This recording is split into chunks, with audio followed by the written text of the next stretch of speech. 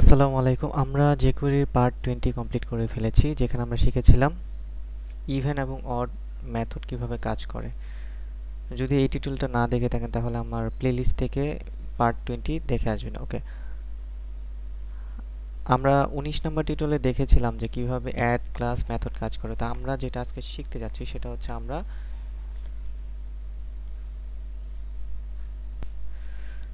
আজকে একসাথে তিনটা জিনিস শিখবো। সেটা হচ্ছে অ্যাড ক্লাস কিভাবে কাজ করে, এবং সেই ক্লাসটা কিভাবে রিমুভ করতে হয়, এবং একই সাথে কিভাবে দুইটা অ্যাড এবং রিমুভ করা যায়। এই তিনটা জিনিস আমরা আজকে শিখে ফেলবো। ওকে, সো আজকে যদি ভিডিওর লেন্থ যদি একটু বড় হয় তাহলে আমরা একটু সময় নিয়ে কাজ করব, কারণ এখানে অনেক কিছু শেখার বিষয় আছে।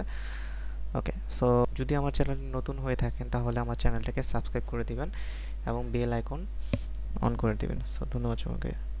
তো চলুন শুরু করা যাক। আমরা এর জন্য প্রথমে আমরা একটা ডিপ নিব। ওকে, এবং আমরা ডিপটাকে ক্লোজ করে দিব। সো আমাদের ডিপটা কি হলো, ক্লোজ হয়ে গেল। দেন হচ্ছে আমরা প্রথমে একটা বাটনটা ক্লোজ। এই বাটনে আমরা দেব হচ্ছে অ্যাড।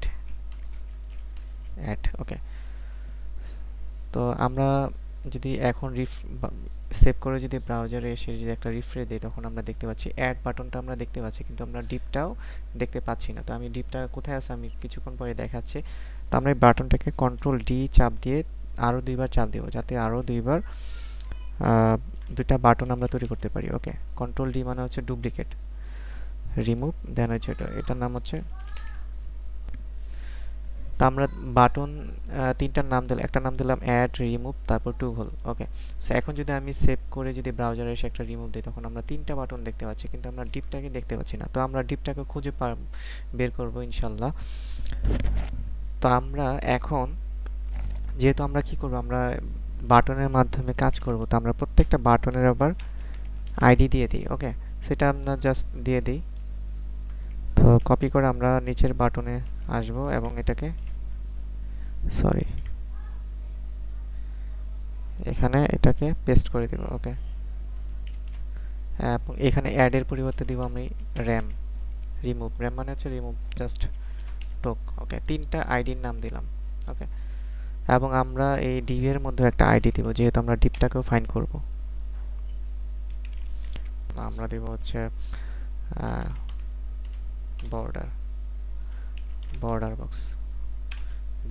ওকে, সো এটাকে হচ্ছে আমরা সেভ করে যদি এখন ব্রাউজারে আসার পর যদি একবার রিফ্রেশ দিই, তাহলে আমরা তেমন কোনো চেঞ্জ দেখতে পাচ্ছি না। ওকে, সো আমরা হচ্ছে এখন বের করব ডিপটা আমার কোথায় আছে। তো আমরা জানি যে আমরা বাটনের ঠিক উপরে ডিপটাকে দিয়েছিলাম, রাইট?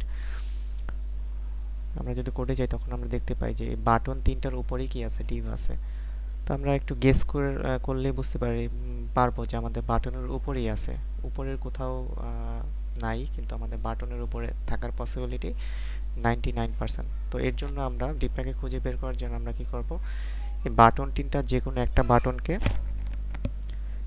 একটা বাটনকে আমরা ক্লিক করব, মাউসের রাইট ক্লিক, দেন হচ্ছে আমরা সবার নিচে যেটা আছে, যে অপশন আছে ইন্সপেক্ট, এটাকে আমরা চুজ করার পর আমাদের এইরকম অপশন চলে আসবে। তো এই বক্সের ঠিক ডান পাশে তিনটা আমরা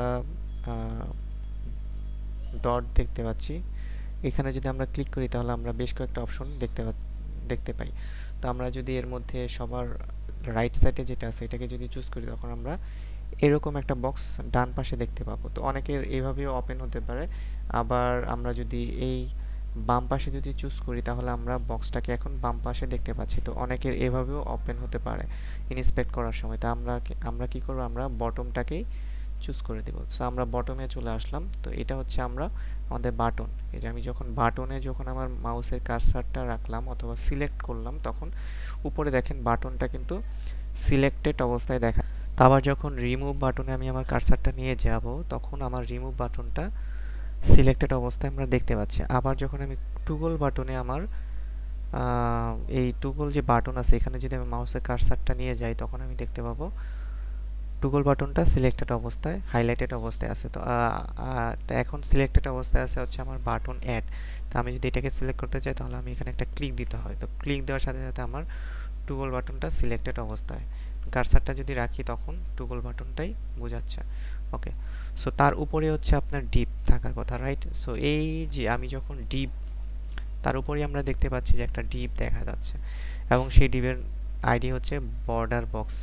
বক্সের কথা না চিন্তা করে আমরা যদি এই ডিপের মধ্যে আমাদের কার্সারটা রাখি অথবা একটা ক্লিক করি, তখন আমরা দেখতে পাই উপরে একটা কিছু হাইলাইটেড অবস্থায় দেখাচ্ছে, তার মধ্যে কিছু গ্রিন কালার এবং আপনার ইয়েলো কালার দেখাচ্ছে। ওকে, সো এই ইয়েলো কালারটা হচ্ছে আপনার মার্জিন, আর গ্রিন কালারটা হচ্ছে প্যাডিং। ওকে, সো এটা এটা আরেকটু ভালো বুঝতে পারবেন। তো আমরা যখন এটাকে সিলেক্টেড অবস্থায় রাখবো এবং আমরা ঠিক ডান পাশে দেখতে পাবো একটা প্লাস আইকন, সেই প্লাস আইকনে যদি আমরা একটা ক্লিক করি তখন ঠিক নিচে এরকম আপনার একটা আমাদের যে আইডি আছে এই ডিবের আন্ডারে কি আছে, একটা আইডি আছে বর্ডার বক্স। তো এই ডিপ যেহেতু এটা একটা আইডি, হ্যাশট্যাগ, এই যে হ্যাশট্যাগ দেন হচ্ছে বর্ডার বক্সটা সহ চলে আসবে। তো আমরা এইখানে যদি একটা ক্লিক করি তখন আমরা এরকম অপশন দেখতে পাই। তো এই অপশনগুলোর মধ্যে আমরা অ্যাট্রিবিউট নেম এবং ভ্যালু আমরা অ্যাড করতে পারি।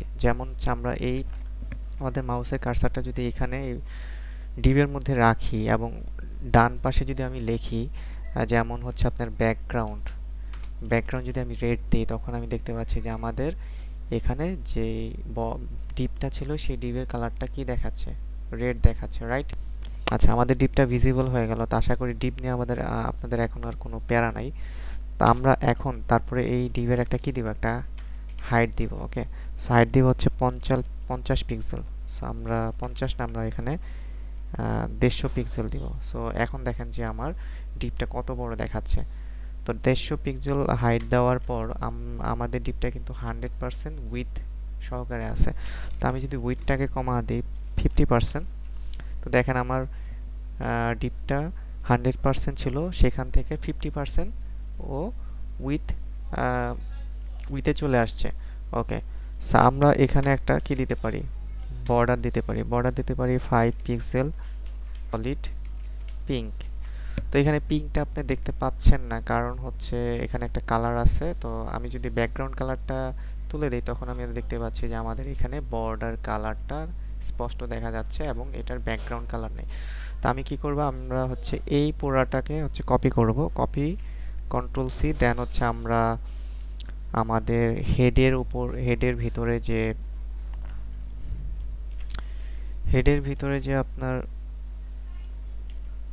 স্টাইল ট্যাগ আছে, এটার ভিতরে আমরা কি করব, পেস্ট করে দেব। পেস্ট করে দিয়ে আমরা সেভ করে দেব। করার পরে যদি আমরা ব্রাউজারটাকে রিফ্রেশ দিই তখন আমরা দেখতে পাই যে আমাদের বর্ডার কালারটা, বর্ডারের যে কালারটা সেটা পার্মানেন্টলি দেখাচ্ছে, এবং ব্যাকগ্রাউন্ড কালারটা আমরা যেহেতু দেই নাই, আপাতত সরিয়ে রেখেছি, এটা কমেন্টসে আছে, তো এর জন্য ব্যাকগ্রাউন্ড কালারটা দেখাচ্ছে না। আমরা ব্যাকগ্রাউন্ড কালারটা আমাদের দরকার নেই, কারণ আমরা যখন ক্লাস নিয়ে কাজ করব তখন আমরা ব্যাকগ্রাউন্ড কালারটা দিয়ে দেব। ওকে, সো এখন হচ্ছে আমাদের এতটুকু কাজ হয়ে গেছে। এখন আমরা হচ্ছে যেটা করব, আমাদের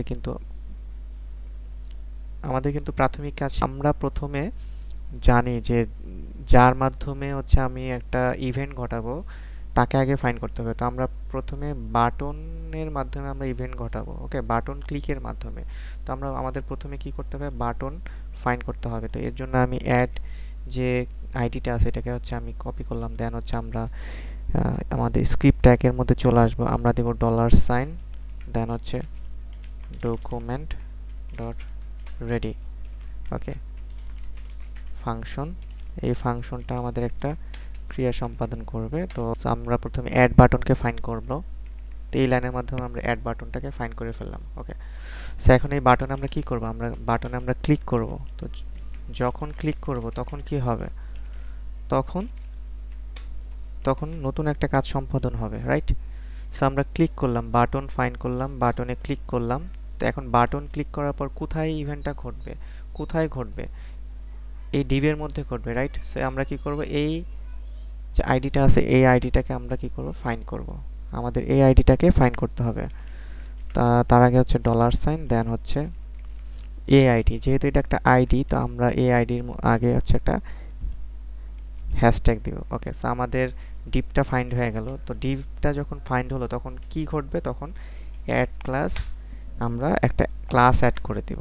ওকে, সো সেই ক্লাসটার নাম হচ্ছে আমরা দিব হচ্ছে ব্যাকগ্রাউন্ড। ওকে, সো এই ব্যাকগ্রাউন্ড কালারটা আমরা সরি ব্যাকগ্রাউন্ড দিলাম, এটা একটা ক্লাসের নেম। তো আমরা যদি উপরে তাকাই, এখানে যদি আমি একটা ক্লাস অ্যাড করি, সাপোজ বর্ডার, সো এরকম যদি একটা ক্লাস অ্যাড করি, এটা হচ্ছে এইচটিএমএল এর মধ্যে আমি ক্লাস অ্যাড করছি এবং এই ক্লাসের মধ্যে আমরা কি করতে পারি, সিএসএস অ্যাড করতে পারি। ওকে, রাইট। তো এর আগে আমরা দেখেছিলাম। তো আমরা এখানে কিন্তু আমাদের ডিভ এর মধ্যে কিন্তু কোনো ক্লাস নেই, শুধু আইডি আছে। ওকে, কিন্তু আমি কি করলাম, আমি এই ব্যাকগ্রাউন্ড, এটা হচ্ছে আমি কি করলাম, এই ডিভ এর মধ্যে একটা ক্লাস অ্যাড করে দিলাম, যে ক্লাসটা এখানে দেখাবে না, কিন্তু jQuery-র মধ্যে আমরা ক্লাস অ্যাড করে দিলাম। তার মানে হচ্ছে এখন এই ডিভের ক্লাস একটা আইডি দেখাচ্ছে এইচটিএমএল এর মধ্যে, কিন্তু আরেকটা ক্লাস আমি অ্যাড করে দিলাম সেটা jQuery-র মাধ্যমে। সেই ক্লাসটা কিন্তু এখন এই ডিভের মধ্যে আমি মানে এই ডিভের উপর কাজ করবে। ওকে, সো কাজ করে কিনা সেটা দেখানোর জন্য আমরা কি করব, এই ক্লাসটাকে কপি করব। কপি করার পর আমরা চলে যাব হচ্ছে স্টাইল ট্যাগে, স্টাইল ট্যাগের মধ্যে। তো এখানে যেহেতু এটা একটা ক্লাস, ডট দিয়ে আমরা হচ্ছে এখানে ব্যাক ওইটা পেস্ট করে দেব। দেন হচ্ছে আমরা এখানে ব্যাকগ্রাউন্ড একটা কালার দেব, পিঙ্ক। সো ব্যাকগ্রাউন্ড যদি আমরা পিঙ্ক দিয়ে সেভ করে যদি আমি ব্রাউজারে এসে এবং রিফ্রেশ দেই, তখন আমরা আমাদের আপডেট যেইটা ওটা পাবো। দেন হচ্ছে আমি যদি অ্যাড ক্লাসে ক্লিক করি, তখন দেখেন যে আমার এই ক্লাসটা এখানে চলে আসছে, দেখতে পাচ্ছেন। আমি যদি ব্রাউজারে রিফ্রেশ দেই, তখন দেখেন আমার কিন্তু ডিভের মধ্যে কিন্তু শুধু আইডি দেখাচ্ছে। আমি যদি আর একটু জুম করি,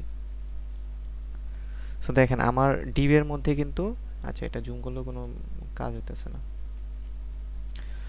সো আমাদের ডিভের মধ্যে আপাতত কি আছে, আইডি আছে। একটু খেয়াল করে দেখেন ডিভের মধ্যে কিন্তু আইডি আছে। তো আমি যখনই অ্যাড অ্যাড বাটনে যখনই আমি ক্লিক করব, তখন আমার এই ডিভের ব্যাকগ্রাউন্ড কালারটা কি হয়ে যাচ্ছে, পিঙ্ক হয়ে যাচ্ছে, রাইট।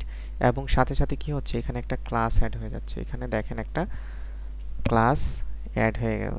ওকে, যে ক্লাসটা আমরা jQuery-র মাধ্যমে অ্যাড করছি। তো আশা করি এতটুকু বুঝতে পেরেছেন যে অ্যাড ক্লাসটা কিভাবে কাজ করছে। আমরা এরপরে হচ্ছে আমরা তো ক্লাস অ্যাড করলাম, আমাদের কিন্তু এখানে কিন্তু রিমুভ অথবা টুগল কোনোটাই কাজ করছে না আপাতত। তো এটাও কাজ করবে ইনশাল্লাহ। তা আমরা আমাদের এই jQuery যে কোড আছে এখানে চলে আসলাম। দেন হচ্ছে এখান থেকে এই পর্যন্ত হচ্ছে আপনার অ্যাডের ব্লক। ওকে, সো আমরা এই ব্লক থেকে নিচে চলে আসবো এবং যেটা হচ্ছে ডকুমেন্ট ডট রেডি, এই ফাংশনটা নিচে থাকবে। ওকে, আর এখান থেকে এই পর্যন্ত হচ্ছে অ্যাডের ব্লক। তো আমি এই পুরো ব্লকটাকে কি করব, কপি করে আমি পেস্ট করে দেব নিচে।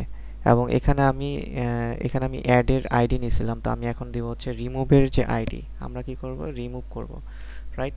সো আমরা এখানে রিমুভ যখন পেস্ট করলাম, তখন আমাদের রিমুভ বাটনটা ফাইন্ড হলো। তারপর আমরা বাটনে ক্লিক করলাম, দেন হচ্ছে আমরা যে ডিভ, সেই ডিভটাকে ফাইন্ড করলাম। তো এখানে হচ্ছে আমরা অ্যাডের পরিবর্তে কি করব, রিমুভ, রিমুভটাকে কল করব। তো এখন যদি আমি সেভ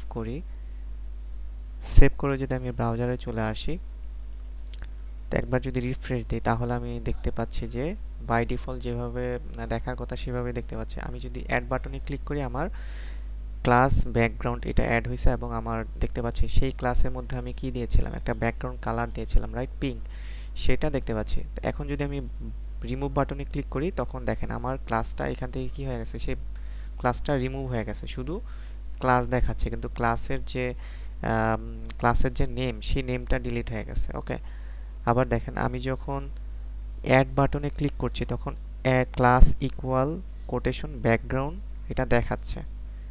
ওকে, সো এরপর আমি যখন রিমুভ বাটনে ক্লিক করলাম, তখন আমার ব্যাকগ্রাউন্ড কালারটা চলে গেল এবং এই ডিভের মধ্যে কিন্তু আপনার ক্লাসের পর কোনো ক্লাসের নেম নাই। ওকে, সো আমার ক্লাসটা কি হয়ে গেল, রিমুভ হয়ে গেল। তো এই দুইটা কাজ করার জন্য আমরা কি করলাম, আমরা হচ্ছে প্রথমে অ্যাডে ক্লিক করলাম, দেন হচ্ছে রিমুভে ক্লিক করলাম। তো আমরা এই দুইটা কাজ টুগল বাটনের মাধ্যমে করতে পারি। জাস্ট টুগল বাটনে ক্লিক করব, অ্যাড হবে, আবার টুগল বাটন ক্লিক করব, আমাদের রিমুভ হবে। তো এটা করার জন্য আমাদের এই পুরোটাকে কপি করতে হবে। কপি করার পর আমরা নিচে চলে আসবো এবং পেস্ট করে দিব। এবং এর আগে আমরা অ্যাড, রিমুভ আলাদা আলাদা বাটন ফাইন্ড করেছিলাম। তো এখন হচ্ছে আমরা টুগল বাটন ফাইন্ড করব। টুগল বাটনের যে আইডিয়া আছে ওটাকে কপি করে পেস্ট করে দিব। তো আমরা টুগল বাটন ফাইন্ড করলাম, আমরা ক্লিক করলাম, দেন হচ্ছে আমরা বক্সও ফাইন করলাম। তো এখানে আমরা মেথড কি দিব, আমরা মেথড দিব টুগল ক্লাস। ওকে, টুগল ক্লাস ডাবল হয়ে গেছে। তো আমরা যদি এখন সেভ করি, সেভ করে যদি ব্রাউজারে আসি, ব্রাউজারে এসে যদি একবার রিফ্রেশ দিতে হবে। ওকে, তো আমরা রিফ্রেশ দিলাম। আমরা এখন যদি টুগল বাটনে ক্লিক করি তখন আমরা দেখতে পাচ্ছি যে আমাদের যে ক্লাস ব্যাকগ্রাউন্ড সেটা অ্যাড হয়ে গেল। আবার যদি টুগল বাটনে ক্লিক করি আমাদের ক্লাসটা এখান থেকে রিমুভ হয়ে গেল, ক্লাসের যে নামটা রিমুভ হয়ে গেল। এবং আমরা ফিজিক্যালি দেখতে পাচ্ছি যে আমাদের যে ব্যাকগ্রাউন্ড কালারটা টুগল বাটনের মাধ্যমে ব্যাকগ্রাউন্ড কালারটা চলে আসতেছে, আবার টুগল বাটনে ক্লিকের মাধ্যমে ব্যাকগ্রাউন্ডটা চলে যাচ্ছে। ওকে, সো আশা করি বুঝতে পেরেছেন।